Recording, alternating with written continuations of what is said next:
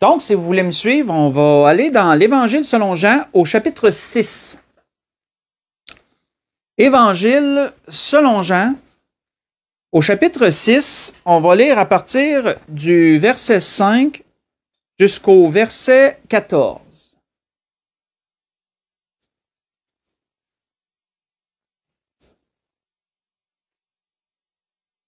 Évangile selon Jean, chapitre 6. Débutant au verset 5, il est dit « Ayant levé les yeux et voyant qu'une grande foule venait à lui, Jésus dit à Philippe, « Où achèterons-nous des pains pour que ces gens aient à manger? » Il disait cela pour l'éprouver, car il savait ce qu'il allait faire. Philippe lui répondit, « Les pains qu'on aurait pour 200 deniers ne suffiraient pas pour que chacun en reçoive un peu. » Un de ses disciples, André, frère de Simon, Pierre, lui dit, « Il y a ici un jeune garçon qui a 5 pains d'orge et 2 poissons. Mais qu'est-ce que cela pour tant de gens? » Jésus dit, « Faites-les asseoir. » Et il y avait dans ce lieu beaucoup d'herbes. Ils s'assirent donc au nombre d'environ 5000 hommes. Jésus prit les pains, rendit grâce, et les distribua à ceux qui étaient assis. Il leur donna de même des poissons, autant qu'ils en voulurent. Et lorsqu'ils furent rassasiés, il dit à ses disciples, « Ramassez les morceaux qui restent, afin que rien ne se perde. » Ils les ramassèrent donc, et ils remplirent 12 paniers avec les morceaux qui restèrent des 5 pains d'orge, après que tous eurent mangé.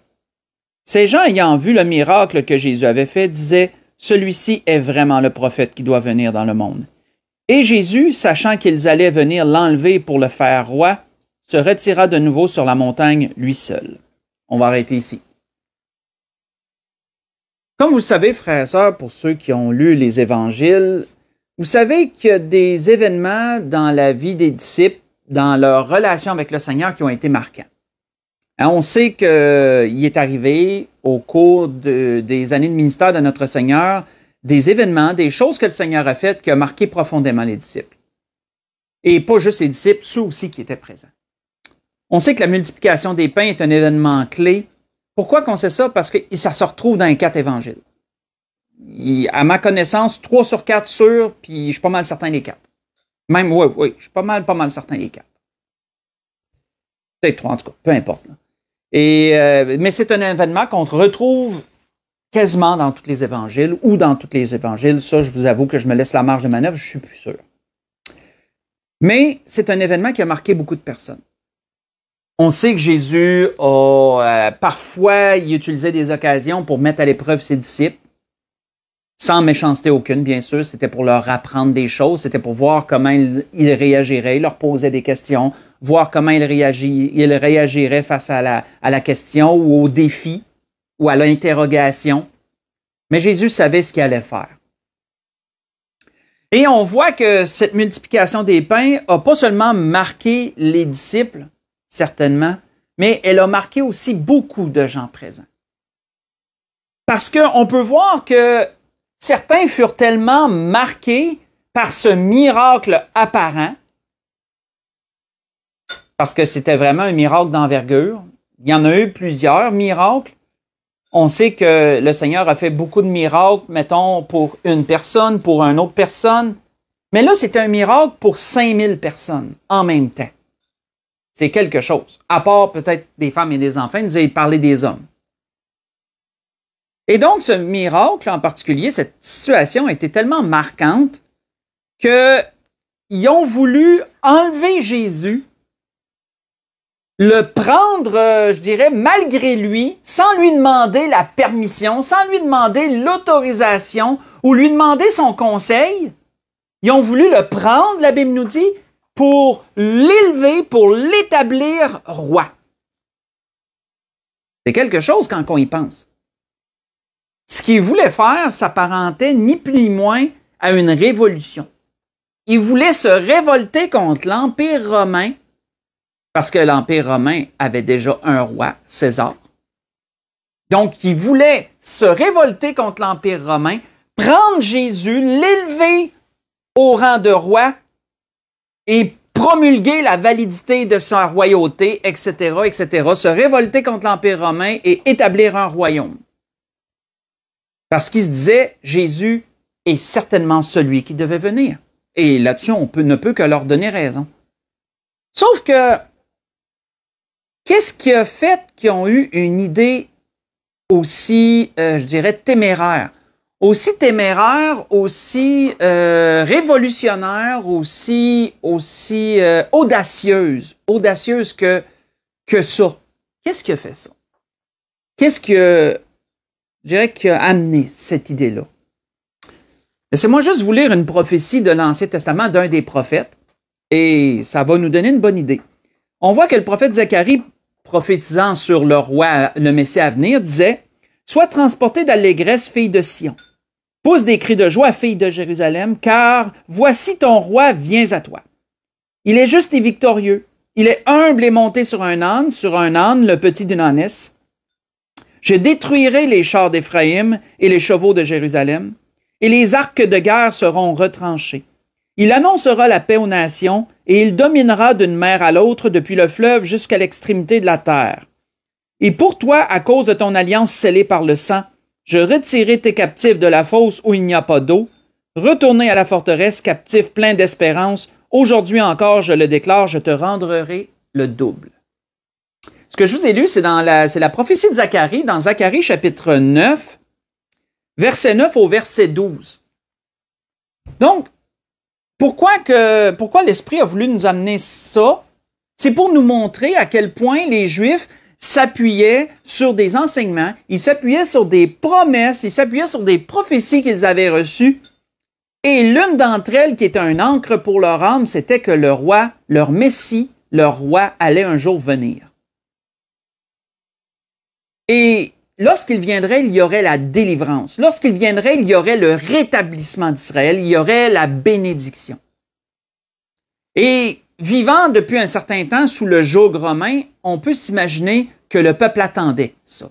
Le peuple attendait cette délivrance-là, ils attendaient ce Messie-là, ils attendaient leur délivrance. Et on peut comprendre que en voyant Jésus, en voyant les miracles qu'il faisait, certains ont tout de suite, avant bien d'autres, vu que celui-là peut être le Messie. C'est probablement lui. Certains étaient certains, d'autres se disaient, c'est probablement lui. Et donc, ils ont voulu accélérer, ils ont voulu, devancer, ils ont voulu provoquer la promesse. En prenant Jésus, en l'établissant roi, se sont dit certainement ce que notre prophète a prophétisé va s'accomplir si on l'amène, si on le provoque, si on le met en place. Et ce que le prophète a prophétisé là, s'est accompli, bien sûr, un peu plus tard, mais pas de la façon qu'il pensait. Parce que oui, on ne le lira pas, mais si vous voulez lire pendant la semaine, dans Marc chapitre 11, versets 1 à 10, vous allez voir que oui, Jésus est venu sur un âne, le petit d'une ânesse. Il a marché vers Jérusalem sur le dos de cet âne. Et les gens ont reconnu la prophétie de Zacharie, ont étendu leurs vêtements devant lui comme un roi et lui faisant un pavé royal, lui déroulant un tapis, là, qu'on pourrait dire, c'est une image, là, lui faisant un chemin royal, autrement dit, jusqu'à la ville, et criant devant lui « Hosanna, Hosanna », qui est un mot hébreu de réjouissance, qui veut dire « gloire à Dieu ». Un nom de... c'est ça, il me semble que ça veut dire « gloire à Dieu ».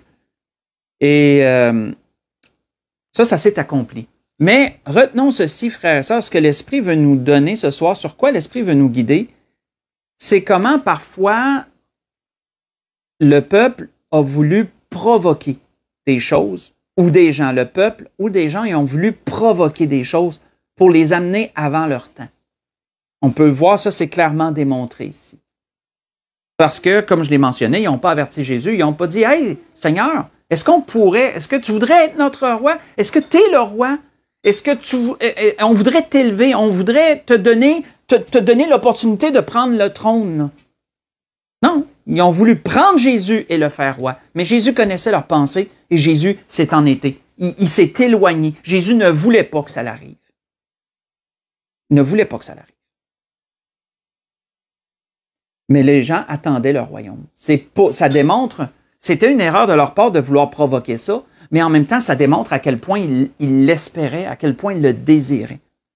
Et on voit que dans Luc, il nous a aussi mentionné que juste avant de rentrer dans Jérusalem, dans des enseignements que le Seigneur amenait, il est dit qu'ils écoutaient ces choses en parlant de ces enseignements, et Jésus ajouta une parabole parce qu'il était près de Jérusalem et qu'on croyait qu'à l'instant, le royaume de Dieu allait paraître.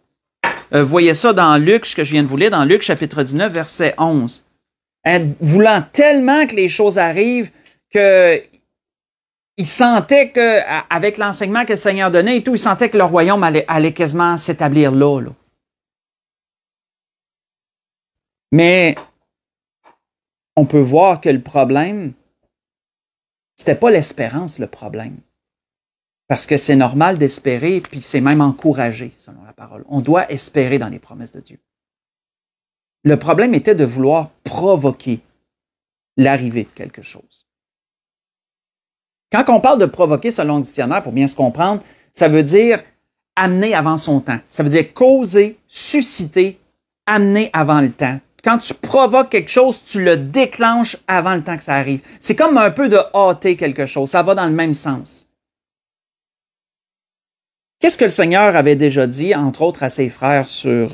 qu'est-ce qu'il va dire plus tard à ses frères sur ce fait-là? Si on va pas tellement plus loin, mais dans Jean 7, la page suivante, dans le fond, proche, dans Jean 7. Si on va dans Jean 7, versets 1 à 9, allons voir cela. Qu'est-ce que le Seigneur va dire à ses frères? Puis ça peut pas mal en même temps répondre à la question de tout ça. Dans Jean 7, versets 1 à 7.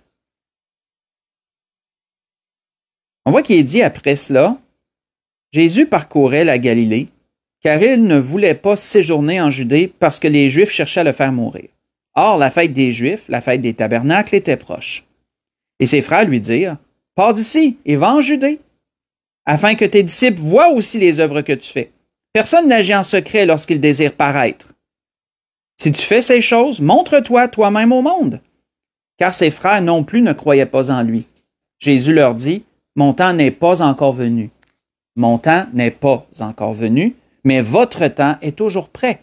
Le monde ne peut vous haïr. Moi, il me hait parce que je lui rends de lui le témoignage que ses œuvres sont mauvaises. Montez-vous à cette fête. Pour moi, je n'y monte pas encore parce que mon temps n'est pas encore accompli. » Et après l'avoir dit ces choses, il resta en Galilée. On voit quoi ici, frères et sœurs? On voit que les frères de Jésus ont tenté de provoquer Jésus de se dévoiler au grand jour.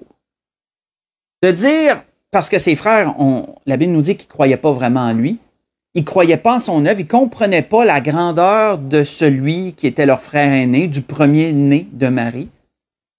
Et ils ont voulu que Jésus, comment je pourrais dire, devance son temps. Ils ont dit à Jésus, arrête de niaiser, autrement dit, là, arrête avec ton niaisage, là. Tu veux paraître? Vas-y, dévoile-toi. Hein, dévoile-toi à tout le monde, va en grande pompe à cette fête-là, annonce-toi. Jésus a dit non. Non. Il dit, votre temps, il est toujours là, mais pas le mien. Il dit, c'est pas mon temps. L'heure n'est pas venue. Pourquoi? Parce que Jésus connaissait les temps. Jésus savait que ce n'était pas le moment encore. Mais ses frères ont voulu qu'il provoque les choses. Et ça a été souvent ça avec le Seigneur, frères et sœurs, quand on regarde les Écritures, quand on étudie des situations. Les gens auraient tellement voulu que Jésus fasse les choses dans leur temps à eux, selon leur vue à eux. Mais non, le Seigneur souvent résistait aux gens, soit que ce soit au peuple, comme on a vu en introduction, soit que ce soit là, ses frères. Souvent, le Seigneur résistait aux gens parce qu'il voulait le provoquer à faire des choses et le Seigneur savait que ce n'était pas le bon moment pour les faire. Donc, le Seigneur, il campait sur sa position, si je peux dire ça comme ça. On voit que même sa mère, au Seigneur, elle l'a provoqué sur quelque chose. Ah oui? Oui. Faites juste écouter. Le tout premier miracle que Jésus a fait, quand il nous est dit 3 jours après, il y eut des noces en Canaan, en Galilée. La mère de Jésus était là et Jésus fut aussi invité aux noces avec ses disciples. Le vin ayant manqué, La mère de Jésus lui dit, « Ils n'ont plus de vin. » Jésus lui répondit, « Femme, qu'y a-t-il entre moi et toi? Mon heure n'est pas encore venue. » Hein? Autrement dit, la mère de Jésus, elle connaissait ses capacités. Elle savait ce que Jésus était capable de faire. Elle savait que c'était le Fils de Dieu. Elle y a cru. Elle a cru à la promesse de Dieu. Elle a cru à l'ange qui est venu lui annoncer la bonne nouvelle de sa naissance et tout. Et donc, connaissant son Fils et ses capacités, Marie étant là, elle dit à Jésus, « Ils n'ont plus de vin. » Ça veut tout dire. Ils n'ont plus de vin. Ça veut dire « Fais quelque chose. » Puis Jésus, il a dit, « Hey, non, mon temps n'est pas venu. Mon heure n'est pas venue. » Mais qu'est-ce qu'elle a fait, sa mère? Qu'est-ce qu'elle a dit? Sa mère dit au serviteur, « Faites tout ce qu'il vous dira. » Il n'a pas bien laissé le choix, vous ne trouvez pas?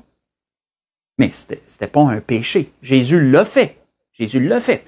Certainement pour faire plaisir à sa mère. Jésus l'a fait. Sauf que Jésus, pourtant, il avait averti que son heure n'était pas venue. Ce n'était pas son temps encore. Ce n'était pas le temps qu'il commence ouvertement à faire des miracles. Mais sa mère, elle a dit au serviteur, « Faites ce qu'il va vous dire. » En voulant dire, « Non, je ne laisse pas bien le choix, il va le faire. » Qu'est-ce que sa mère elle a fait? Elle a provoqué des choses. Elle a provoqué des choses. Mais Jésus l'a fait. Il l'a fait pour sa mère, il l'a fait. Ce n'était pas un péché. Mais on peut voir que parfois des gens cherchaient à provoquer Jésus sur des choses. Ils voulaient qu'il agisse avant son temps. Avant son temps sur des choses. Allons voir un autre bon exemple dans Marc chapitre 1. Je vous invite à y tourner dans Marc chapitre 1. On va voir un autre exemple. Celui-là, probablement qu'on ne l'a pas vu de cette façon-là. Probablement. Dans Marc chapitre 1, on va voir un autre exemple où comment que, puis même en même temps, l'Esprit veut nous amener l'idée, c'est pas juste l'idée de provoquer des choses, mais c'est de démontrer que c'est pas bon de provoquer des choses. Pas tout le temps, du moins. Il y a un temps que ça peut fonctionner, mais il y a bien d'autres fois qu'on ne doit pas provoquer des choses. On doit attendre que le temps soit prêt pour chaque chose. On voit ici, dans Marc chapitre 1, si on lit à partir du verset 40, on voit qu'il nous est dit qu'un lépreux vint à Jésus. Un lépreux vint à lui, et se jetant à genoux, il lui dit d'un ton suppliant, « Si tu le veux, tu peux me rendre pur. » Et Jésus, ému de compassion, étendit la main, le toucha et dit, « Je le veux, sois pur. » Et aussitôt la lèpre le quitta, et il fut purifié. Jésus le renvoya sur le champ, avec de sévères recommandations. Et notez ça, là. De sévères recommandations. De sévères recommandations. Ça ne veut pas juste dire « Hey, s'il te plaît, là, dis-le pas à personne. S'il te plaît. » Ça veut dire « Ne le dis pas à personne. » C'est sévère recommandation. Parce qu'il est dit, et il lui dit « Garde-toi de rien dire à personne, mais va te montrer au sacrificateur et offre pour ta purification ce que Moïse a prescrit, afin que cela leur serve de témoignage. » Voici la recommandation, et la Bible dit sévère. Donc ça ne laissait pas place à l'interprétation.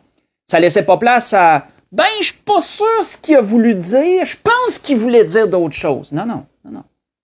C'était clairement dit, c'est ça que je veux que tu fasses. Pas que tu ébruites ça à tout le monde, pas que tu ailles répandre ça d'un bout à l'autre. Va voir les sacrificateurs, c'est eux que je vise. C'est à eux que je veux que tu rendes témoignage. Mais qu'est-ce que l'homme a fait? Mais cet homme s'en était allé, se mit à publier ouvertement la chose et à la divulguer, de sorte que Jésus ne pouvait plus entrer publiquement dans une ville. Il se tenait dehors dans les lieux déserts et l'on venait à lui de toutes parts.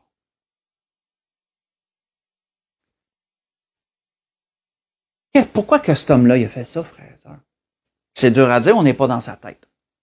Hein? Mais probablement que l'homme s'est dit, « Hey, j'étais lépreux, il me guérit. Je ne peux pas juste dire ça à un homme. Je ne peux pas garder une aussi bonne nouvelle pour une seule personne. Tout le monde doit savoir ce que Jésus est capable de faire. » C'est certainement pas parti d'une mauvaise intention. Certainement pas. Parce qu'ailleurs, dans d'autres endroits, le Seigneur il a demandé à des gens de publier la nouvelle. Il a demandé à des gens d'aller rendre témoignage.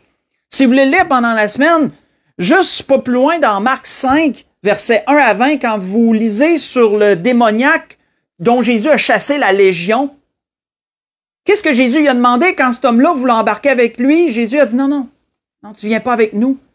Retourne chez toi, puis annonce ce que Jésus a fait pour toi. Annonce ce que Dieu a fait pour toi. Et cet homme-là le fait. Donc, on peut voir que Jésus n'était pas contre le témoignage, là. Mais pour le lépreux, Jésus avait dit non. Va juste, fais ce que je te dis. C'est sévère. Mais lui, certainement d'une bonne intention, s'est dit, hey, je peux pas garder ça pour moi, on va dire ça à tout le monde. Mais qu'est-ce que ça a eu comme conséquence, frères et sœurs? Ça a eu comme conséquence que Jésus était même plus capable de rentrer dans une ville. Il y avait tellement de monde que quand il savait que Jésus allait être là, tout le monde, il y avait des foules qui se massaient à lui. Jésus n'était pas capable de il y avait de la misère à se déplacer. Quand le monde savait qu'il était là, qu'il était quelque part, là, oublie ça, là. Il y avait une foule qui était après lui, puis chacun voulait quelque chose. Chacun voulait une guérison, chacun voulait qu'il guérisse quelqu'un d'autre, ou il voulait entendre sa parole, ce qui est tout merveilleux en soi, là. Mais le fait que Jésus était même plus capable de se déplacer pour rentrer dans une ville, il fallait qu'il envoie ses disciples en ville parce que lui, il était même plus capable de rentrer dans une ville. Disons que le lépreux qui a été guéri, y a-tu vraiment rendu service? On peut se poser la question. Y a-tu vraiment rendu service au Seigneur? Ah, c'était pas de mauvaise intention, mais il a provoqué des choses et ça l'a amené des conséquences pour Jésus. Et on sait que Jésus, il les a endurés. Je veux dire, Jésus, il n'est pas retourné après cet homme-là, puis il n'a pas dit « Hey, pourquoi tu as fait ça? » Non, la Bible ne nous dit pas que Jésus il a retrouvé l'homme pour le réprimander, non. Sauf qu'on peut voir que d'avoir provoqué des choses quand le Seigneur il avait demandé de faire juste une chose, d'avoir provoqué, ça ne l'a pas amené à un résultat qui était bon pour le Seigneur, en bout de ligne. Et ça, c'est une chose sur laquelle l'Esprit veut nous faire méditer, frères et sœurs. C'est une chose sur laquelle l'Esprit veut nous faire méditer. Parce que parfois, on a des bonnes intentions. Et on voudrait qu'une chose arrive, ou on voudrait qu'une telle personne, je ne sais pas, peut-être qu'une telle personne vienne au Seigneur, ou qu'une chose quelconque arrive. Je ne sais pas, là, je dis vite ce qui me vient à l'esprit. Puis parfois, on va trop provoquer la chose. On veut tellement on n'attendra pas le temps favorable, on n'attendra pas le temps que le Seigneur va mettre en place pour une chose en question. On va provoquer la chose. On veut que ça l'arrive. C'est pas nécessairement bon. Je dis pas que ça peut jamais arriver qu'on doive parfois provoquer des choses. Ça prend du discernement. Parfois oui, mais je dirais que bien d'autres fois non. Bien d'autres fois, il faut faire confiance à Dieu puis attendre son temps à lui pour les choses. Et ça, c'est dur. C'est pas facile. Un bon exemple, Étienne, plus tard, un diacre qui a apporté un puissant témoignage au nom du Seigneur, qui a amené un puissant témoignage à sa nation, à sa patrie, à ceux qui l'écoutaient, à ceux qui étaient là, et qui a commencé à leur relater leur histoire en partant d'Abraham, puis qui a ensuite parlé de Moïse. Qu'est-ce qu'il avait dit, Étienne? Allons dans Acte 7, c'est intéressant. Il a donné un exemple, ça touche vraiment le message que l'Esprit nous donne ce soir, ça touche le sujet. Ça touche le sujet. Il parle de l'exemple de Moïse, et ça a été un bon exemple dans ce sens-là. Dans Acte chapitre 7, à partir du verset 20, on va lire du verset 23, verset 23 au verset 29. Et qu'est-ce qu'il dit, Étienne, à propos de Moïse? C'est intéressant. Étienne dit à propos de Moïse, dans Actes chapitre 7, à partir du verset 23, il dit, il avait 40 ans, parlant de Moïse, lorsqu'il eut à cœur de se rendre auprès de ses frères, les fils d'Israël. Il en vit un qu'on outrageait, et prenant sa défense, il vengea celui qui était maltraité et frappa l'Égyptien. Il pensait que ses frères comprendraient que Dieu leur accordait la délivrance par sa main, mais ils ne le comprirent pas. Le jour suivant, il parut au milieu d'eux, alors qu'ils se battaient, et il les exhorta à la paix. « Hommes, dit-il, vous êtes frères, pourquoi vous maltraitez-vous l'un l'autre? » Mais celui qui maltraitait son prochain le repoussa en disant « Qui t'a établi chef et juge sur nous? Veux-tu me tuer comme tu as tué hier l'Égyptien? Et à cette parole, Moïse prit la fuite et il alla séjourner dans le pays de Madian où il engendra 2 fils. On va arrêter ici. Cette portion de la vie de Moïse qu'Étienne relate était très intéressante parce que ça nous démontre exactement ce dont l'Esprit nous parle. Lorsque Moïse, on ne sait pas comment, mais qu'il a eu conscience qu'il appartenait au peuple juif, il appartenait à ce peuple qui était sous le joug des Égyptiens, sous le joug des Égyptiens, et qui était esclave des Égyptiens. Moïse a été de cœur attaché, il a été attiré vers son peuple. On voit ça aussi dans Hébreux 11, mais on n'y tournera pas, mais ça nous est aussi relaté qu'il était attiré vers son peuple. Et Moïse a su, d'une façon ou d'une autre, que Dieu allait délivrer son peuple. Et il a su qu'il y aurait une part à jouer dans cette délivrance-là. Mais qu'est-ce que Moïse a fait lorsqu'il a tué l'Égyptien qui maltraitait l'un de ses frères juifs? Qu'est-ce qu'il a pensé à travers ça? Il a dit, je vais leur montrer que Dieu va les délivrer, puis que je vais avoir un rôle à jouer là-dedans. Donc Moïse a fait ça, puis il a pensé que ses frères allaient comprendre. Mais la Bible nous dit que les Juifs ne l'ont pas compris. Au contraire, ils l'ont rejeté et ils l'ont jugé. Et quand il a vu que la menace que l'homme, quand il a vu la menace que l'homme a prononcée, vas-tu me tuer comme tu as tué l'Égyptien? Mais là, Moïse dit, wow, ça va prendre une ampleur, là. Ça va prendre une ampleur, ça va me, comment je pourrais dire, ça va jouer contre moi. Ça va prendre une ampleur qui est dangereuse pour ma vie. Et Moïse a fui l'Égypte. Il a fui l'Égypte et ça a pris 40 autres années avant que Dieu l'appelle à y retourner et là, à amener la délivrance de son peuple. C'est quelque chose quand même, frères et sœurs. Parce qu'encore là, on peut voir encore le même pattern, si je peux utiliser l'anglicisme. On peut voir la même chose se répéter. Moïse n'avait pas de mauvaise intention. Moïse savait que Dieu allait délivrer son peuple, il savait qu'il allait avoir un rôle à jouer dans cette délivrance-là. Et Moïse a voulu provoquer les choses. Et il s'est dit, je vais l'amener, la délivrance. Dieu va les délivrer. Commençons tout de suite. Mais c'était-tu le temps? Non, c'était pas le temps. Pourquoi c'était pas le temps? Parce que ses confrères n'avaient pas assez souffert encore. Ses confrères n'avaient pas encore assez souffert. Et en plus de ça, Moïse n'était pas prêt. Il pensait être prêt, il n'était pas prêt lui-même pour ça. Il lui manquait un bagage. Il lui manquait de l'expérience. Il lui manquait de révélation. Et c'est ça qu'il y a eu les 40 années qu'il a été en dehors de l'Égypte, lorsque Dieu s'est présenté à lui à travers du buisson ardent, lorsque Moïse il a appris à être berger de troupeaux de moutons. Pendant des années, il a appris à gérer un troupeau. C'est sûr que c'est moins compliqué que gérer des humains, mais il y a quand même, Dieu l'éduquait quand même sur ça, un peu comme David, un peu comme David qui est devenu roi aussi, il a aussi été berger. Et on peut voir que Dieu, parfois, il y a un temps pour Dieu, il y a un temps imparti pour les choses parce que Dieu nous prépare. Dieu veut nous préparer pour quelque chose. Et Dieu, en même temps, veut préparer les autres à ce quelque chose-là. Tout le monde a besoin de préparation, somme toute. Mais de vouloir provoquer n'a pas été nécessairement bon dans tous les exemples qu'on a vus jusqu'à présent. On voit que ça a toujours amené, ça n'a pas amené rien de bon.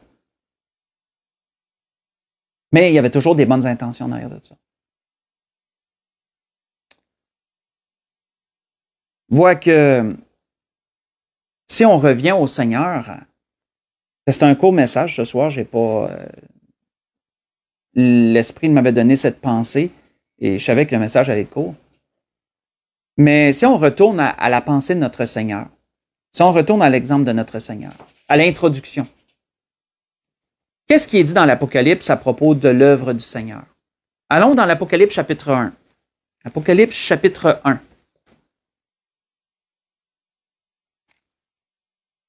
Si on lit le verset 5 et le verset 6, Apocalypse chapitre 1, qu'est-ce qu'il dit?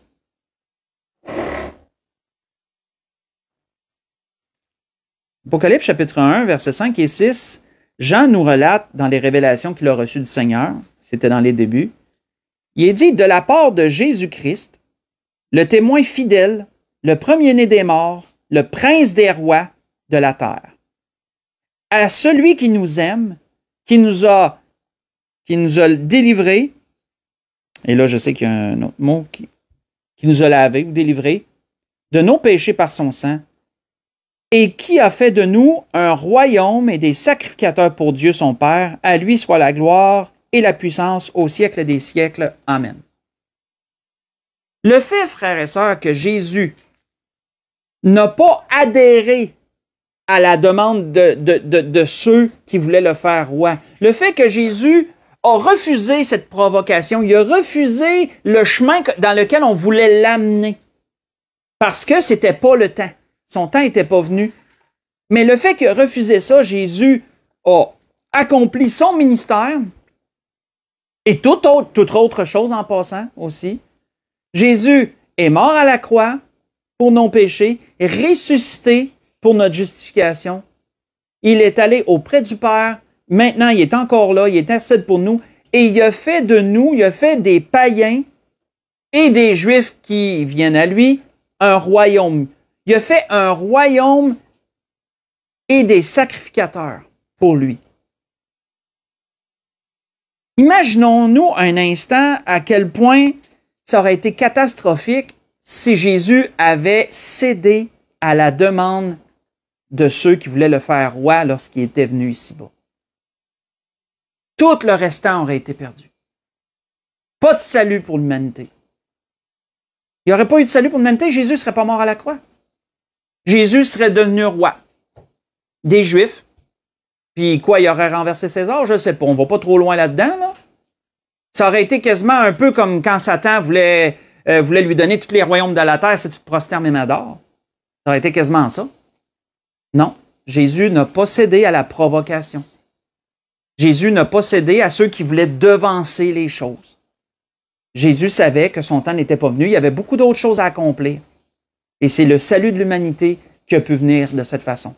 Donc, on peut voir, frères et sœurs, que c'est important parfois de laisser les choses aller, suivre leur cours et d'attendre les temps de Dieu. De ne pas provoquer les choses. Mais ça prend de la sagesse. Et la sagesse, l'esprit là, et on y a accès. On a accès à la sagesse de Dieu pour savoir ces choses-là. Et c'était ça que l'Esprit voulait nous dire ce soir. Et on a vu plusieurs exemples. On a vu comment que le Seigneur a résisté, comme j'ai dit, à ceux qui voulaient le faire roi. On a vu comment ses frères ont voulu le provoquer dans le début de son ministère, puis dire « Parais au grand jour, arrête de niaiser, arrête de rester secret. » Puis Jésus, il savait qu'un jour, il allait être assez dans le public que tout le monde allait venir à lui, tout le monde allait affluer à lui. Jésus savait, mais les choses se bâtissent tranquillement, brique par brique, il y a des temps pour chaque chose. Et Jésus le savait, ça, contrairement à ses frères, qui ne croyaient pas encore en lui. Et on a vu que même la mère de Jésus, elle a provoqué un peu des choses, elle aussi. On a vu le lépreux, quand Jésus y avait dit, il faut juste te présenter, rends témoignage pour le sacrificateur. Non, on le dit à tout le monde, puis Jésus n'est plus capable de rentrer nulle part. Donc, l'Esprit voulait nous faire cheminer, voulait nous faire méditer sur cette pensée ce soir, parce que c'est peut-être quelque chose qui peut arriver dans nos vies parfois, ou qu'on espère tellement des choses qu'on va, quitte à les provoquer pour qu'ils arrivent, et c'est dangereux quand on s'embarque sur ce terrain-là. Parce que parfois, on peut amener pire que mieux à travers ça. Pour conclure, on va aller dans 2 Corinthiens 6. 2 Corinthiens chapitre 6, l'apôtre Paul a dit quelque chose d'intéressant qui se rapporte au message de ce soir. On va conclure avec ces courtes paroles de l'apôtre Paul aux Corinthiens. 2 Corinthiens chapitre 6.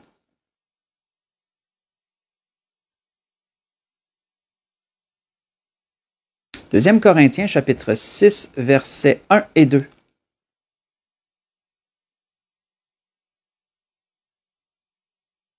L'apôtre Paul a dit « Puisque nous travaillons avec Dieu, nous vous exhortons à ne pas recevoir la grâce de Dieu en vain. Car il dit « Au temps favorable, je t'ai exaucé, au jour du salut, je t'ai secouru, voici maintenant le temps favorable, voici maintenant le jour du salut. » Ça nous dit quoi, frères et sœurs, ça? Ça nous dit qu'il y a un temps favorable pour être exaucé. Ça nous dit qu'il y a un temps aussi pour être secouru. Et pour celui qui entend la parole de Dieu, s'il n'est pas sauvé, puis qui entend le Seigneur l'appeler, là-dessus, il y a une chose qui est claire. C'est aujourd'hui le temps favorable, c'est aujourd'hui le jour du salut. Mais en même temps, chacun a son cheminement à faire. Pour venir au pied de la croix, chacun a son cheminement à faire. Et parfois, c'est des choses qu'on ne peut pas nécessairement provoquer. Dieu le sait quand c'est le temps, et la personne va le savoir aussi, lorsqu'elle va être attirée au Seigneur. Mais en général, on peut aussi comprendre qu'il y a un temps favorable pour être exaucé, puis il y a un temps favorable pour être secouru. C'est d'ailleurs ce que Salomon nous enseigne dans les Proverbes, je ne le lirai pas, mais dans Proverbes chapitre 3, très bel endroit, qu'il y a un temps pour toutes choses sous les cieux, verset 1 au verset 11, et Dieu fait toutes choses belles en son temps, ça se rapporte bien aussi au message de ce soir. Et pour la délivrance de l'épreuve, allez voir dans Luc 18, versets 6 à 8, la Bible nous dit que Dieu, lorsque le temps est arrivé, fait promptement justice. Mais trouvera-t-il la foi? Ça, c'est l'autre question. Et Salomon, je conclue complètement sur une parole, Salomon avait amené une belle parole dans un proverbe, et Salomon avait dit ceci, « C'est la bénédiction de l'Éternel qui enrichit, et il ne la fait suivre d'aucun chagrin. » Vous voyez ça dans Proverbe 10, verset 22. C'est la bénédiction de l'Éternel qui enrichit, et il ne la fait suivre d'aucun chagrin. Ça nous dit, frères et sœurs, que quand on ne provoque pas les choses, puis qu'on attend le temps de Dieu, ça va être la bénédiction de Dieu qui va t'enrichir, puis il n'y aura pas de chagrin par la suite. Tandis que si on provoque les choses, ça se peut qu'on pense voir une bénédiction, mais il y a probablement du chagrin qui va suivre ça. Et ça va nous montrer que peut-être pas ce que Dieu voulait. C'était pas le temps, du moins. Ça ne veut pas dire que Dieu ne le voulait pas, mais c'était peut-être juste pas le bon moment. Donc, parole à méditer ce soir sur ces choses que l'Esprit nous a données. Donc, je voudrais vous souhaiter à tous et à toutes un bon restant de semaine. Que le Seigneur vous bénisse, qu'il vous dirige en toutes choses et qu'il vous accorde son secours, qu'il vous accorde son soutien. Je vous aime, soyez bénis. Bon restant de semaine à tous.